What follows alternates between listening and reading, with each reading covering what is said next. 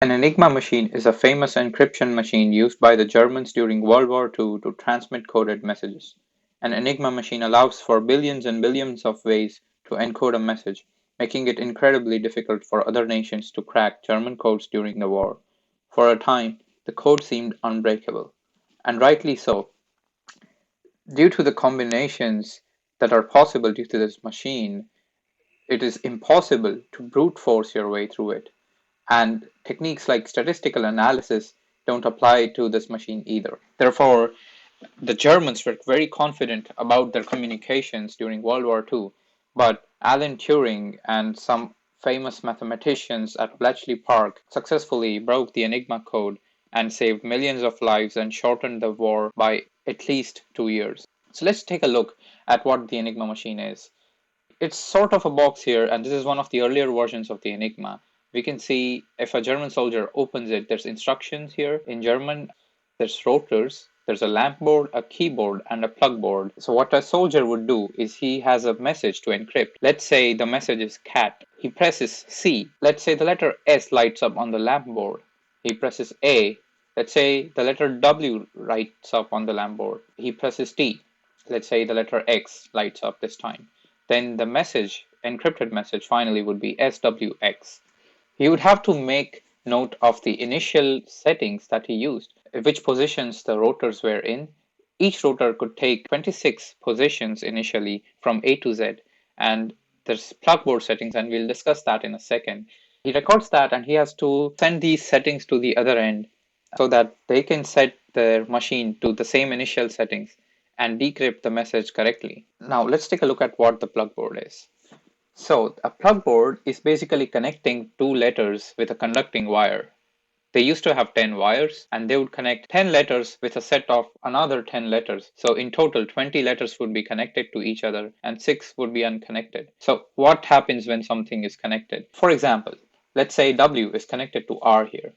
If W is connected to R, anytime you press W, the machine actually takes in R and vice versa.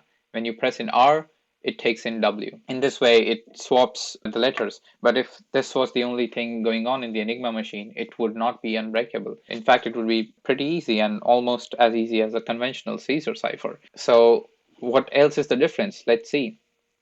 There's rotors involved in the process. So let's take an example here just to understand how the Enigma works exactly and its inner workings. Say the letter A was pressed. When the letter A is taken to rotor 1, it encrypts it as E. The E is sent to rotor 2 and gets encrypted as an S.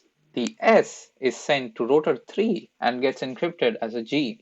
Now, it's important to note that we're just taking the example of rotor 1, 2, and 3 here. In reality, the German soldiers had 10 rotors to choose out from in any order they wished, but they basically performed the same task. So our code uses 3 rotors to demonstrate the principle correctly. What happens after rotor 3? Rotor 3 will send in the encrypted letter, which is G, and G gets sent to a reflector. Reflectors are fixed in space and not customizable, unlike the plugboard. We've used reflector B to demonstrate the working of the Enigma in our project. Reflector B converts a G to an L. Now the inverse of these operations happen. So rotor 3 converts the L back to an F, and rotor 2 converts the F back to a W, and finally rotor 1 converts W back to an N. So finally we get the letter N. If the letter N is connected to a plugboard, it's going to be swapped by the letter it's connected to, otherwise it's just going to remain N. Even with all of this, this is a very symmetric algorithm system and it could be broken very easily.